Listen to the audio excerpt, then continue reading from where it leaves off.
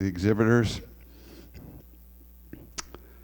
I think with that, we will start the program, and we will talk over to Dennis Pennington, talk about the Great Lakes Yield Enhancement Program, we nicknamed YEN, and a recognition of some of the award winners. And this is kind of an exciting program that we're having an opportunity to bring to Michigan. So with that, if you are ready, Dennis, thank you very much. Dennis Pennington. All right, thank you very much for the welcome, Dave, and I am so glad to see all of your smiling faces this morning. We had to cancel this event last minute in 2020, if you recall. That was when the pandemic really started, and then last year the pandemic was still going strong, and so we ended up going to a virtual series where we had 6 kind of weekly webinar series in a row. We had some phenomenal speakers. Because it was virtual, we were able to do it or bring in some speakers from not only out of the state, but other countries as well. So that was a great program, but nothing beats a face-to-face meeting like this one here. So I'm really excited to be here, and I hope you are too. Make sure you spend some time networking and talking to people. And visit our exhibitors in the back there. They're all helping to co-sponsor this. This event isn't free, so thank them by going and visiting with them today. We are going to spend a little bit of time today talking about a new project that we're launching this year called the Great Lakes Yield Enhancement Network. And the Yield Enhancement Network, or YEN, is a collaborative project, and I'll share a little bit of details. We had a pilot program this last year, and we have a couple of award winners that were winners within that pilot program. And at the end of this part of this presentation, we'll call them up to receive their awards. So let me give you just a little bit of background about what this pilot project is and then kind of where we're at, just to kind of set the stage for what is this YEN that we're talking about. So the goal with the Great Lakes Yield Enhancement Network is to increase yields achieved by wheat growers, and then how can we raise that bar higher? You know, we're looking at what is the agronomy and the management things that you can do to push that bar as high as possible. And then, so we're doing this kind of with 3 components to this project. There's a yield contest, and that's where it's like the National Wheat Yield Contest. In fact, in the pilot year, we had several growers that were part of the YEN project also submit their data for the National Wheat Yield Contest. So you know how a yield contest works. It's, you know, throw whatever you can at it and try to do your best management on your best ground to get the highest yield you can possibly get. And so that is one of the components, okay? So yield contest is one of them. Second component is data sharing. We collected, between what we collected, measured, through soil and tissue samples, we did some crop modeling, and so we did some calculations. We collected 250 data points from every farm from this last growing season on the field that they had entered in to the project. So we're collecting all of the agronomy, like seeding dates, planting rates, fungicide applications, PGR. We're collecting the amount of solar radiation from that farm, total amount of available water. We're collecting 250 data points. We're collecting more data about the wheat crop than probably any other project is collecting about any crop in here. And the reason that we're collecting all this data is because we want this to be a network where we can share information with each other. So if you sign up for the YEN, we want you to sign up with the idea that you want to be part of this network, you want to learn from everybody else, and therefore you're willing to share what you do with that group of people. So the sharing of the data is something that's really important in here. If you don't want to share what you're doing, this YEN project probably is not for you. But we're developing some tools that will make the data sharing maybe a little bit easier and more accessible to the growers for next year. And I'll talk a little bit more about that later with an app that we're developing. And then the third component of this project is a network. And really, the goal is to have a face-to-face meeting every year at the end after we've collected all the data, we've reported all that data back to the participants, to get together and share results and talk about what did we learn, what did we see, and we'll break up into smaller groups and to talk about things like fertility and disease management and some agronomy, planting issues and those kind of things. And the idea is for you guys to learn from each other along with your agronomists that you work with. And so bringing the agronomists into this network is going to be really important because they bring expertise in here that we all have our own expertise, but we need their expertise as well. They help us make decisions on the farm about how to manage the crop based on the conditions we have, soil test reports and all of those kind of things. So the goal behind this networking event is to have a chance to talk to each other about what we did, what we learned, what worked on your farm, what didn't work, and then so the other farmers in the network can learn from you as well. So that's kind of the three main components of what this Yield Enhancement Network is.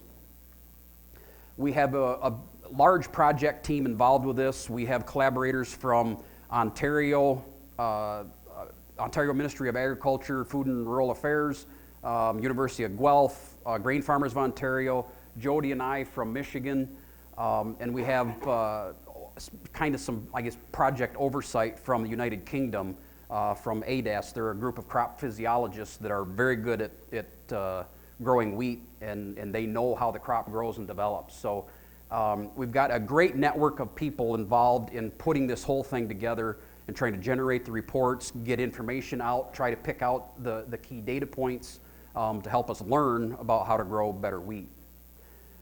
So we had a pilot project this last year. We had 43 farms participate from Ontario, most of them in Ontario and Michigan. We did have a couple in Ohio this last year participate. Next year we've got about 112 farms signed up. We have some now in New York, more in Ohio, 4 in Kentucky, and we may have a couple in Indiana as well. And we got, of course, Michigan and Ontario are the two biggest places as far as where we have participants. So that's just kind of where the farms were at last year. This number is going to grow to 112 this year, and the plan long term in 3 or 4 years is to get this up to 400 or 500 people participating in this project. So the growing season, or in the region in which we're at, where all these people are participating from, is similar enough that it makes sense for us to all work together. Now, if they wanted to do a wheat yen project out in the Dakotas and Plains and in those states, they grow different class of wheat than what we do here, so maybe that would need to look a little bit different. But here we all grow soft winter wheat, and so this makes sense for us to collaborate and work together. We collect a tremendous amount of information. I've mentioned that, 250 data points. We collect a soil sample at the beginning from the yield area. So we have you actually mark out an area in your field. It's got to be 1.5 acre. We are not trying to measure variability. We're not trying to manage variability in the field. I know everybody has that to deal with. What we're trying to do is limit the amount of variability because we're collecting all this data, and I want it to be accurately characterized by the yield. So if we're doing yield components, I don't want yield component sample collected from an area that I don't have an accurate yield for. So we collect soil sample. We do tissue samples at Feeks 6 and at Feeks 9. So we're collecting it when the first node is visible and when the flag leaf is visible. So we know kind of, all right, how is our crop doing? Are we taking up nutrients properly? Or are we having any deficiencies? And then we collect a grain sample at harvest. So we send that off for analysis. Then we calculate what your nutrient removal actually was. So you can then compare that to how much fertilizer did you apply? Are we going to draw down soil levels, or are we going to maintain them? We also collect yield component samples, or we call it a grab sample. We then have students dissect them. They count how many spikelets on every head. They thresh it out. They weigh the biomass dry. They weigh the grain dry. We can get total amount of biomass per acre. We would calculate what your harvest index was, which is the ratio of grain to total biomass. And then report that data all back to you guys in a format where you'll be able to see your number, where that is in relation to all the other 43 farms that submitted samples. So you won't know who had the highest, who had the lowest.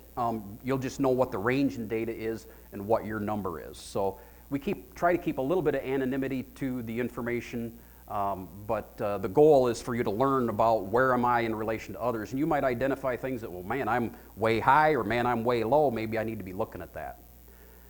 We also download data from the NASA power data set. We get the solar radiation. That's how much sunlight energy is available to the crop to utilize.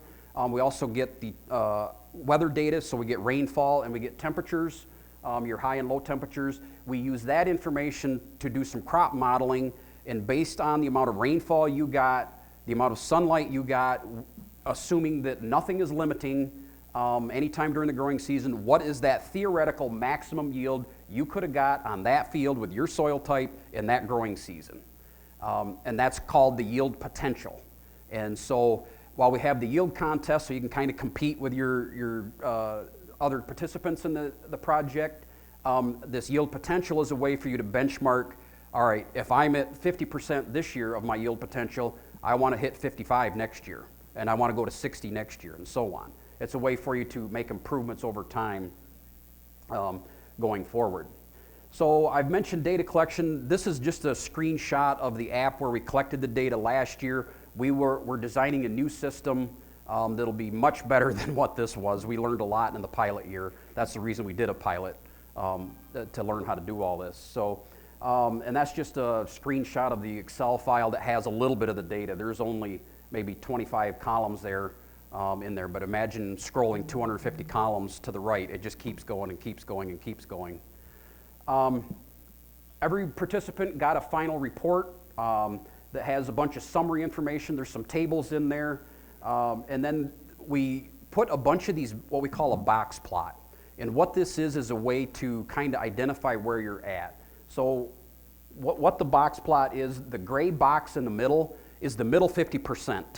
Okay, so if you think about it in terms of percentile, that's your middle 50%. So the left side of that is the 25th percentile, the right side of that is the 75th percentile, and then the lines go all the way to the 100th percentile and down to the 0 percentile.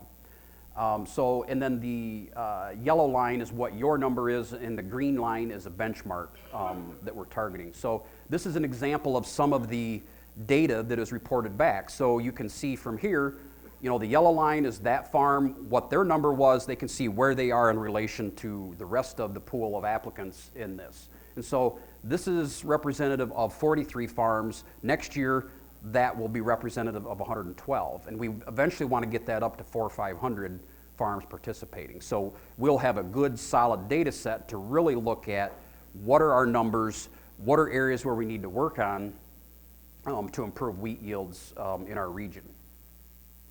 So that's just a little bit of quick background about the YEN program and how it works. We're going to spend a little more time talking about it this morning.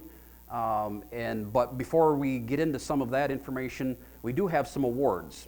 So the way the YEN program is set up, we have awards that we give in two different categories. Just the straight yield, who got the highest yield. So we give it like a gold, silver, and bronze award for the top 3 places in the total yield achieved. And I'm sorry to say that Ontario got all top 3 positions on that this year. But so we gotta get more competitive with them guys.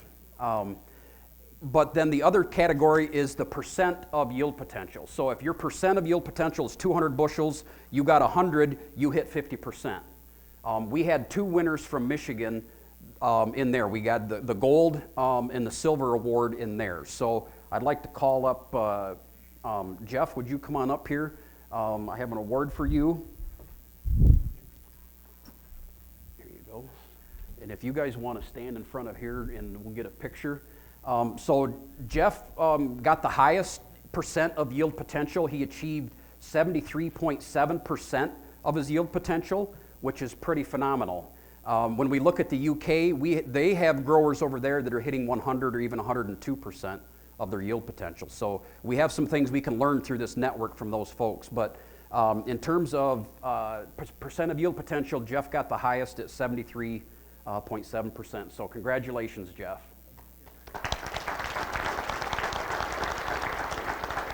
And then you guys are good. So we did have a silver award winner as well.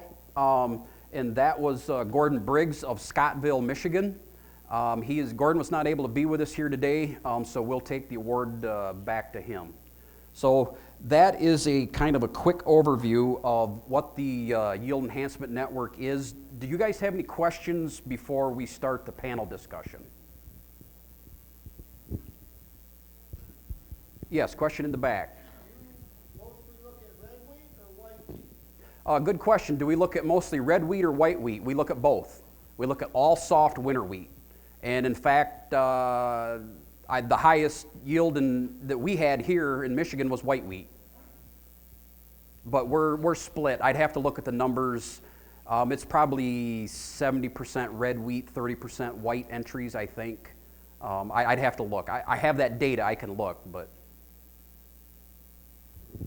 Yeah, it'd be nice to sit at the coffee shop and say I had the highest yield and I won the award.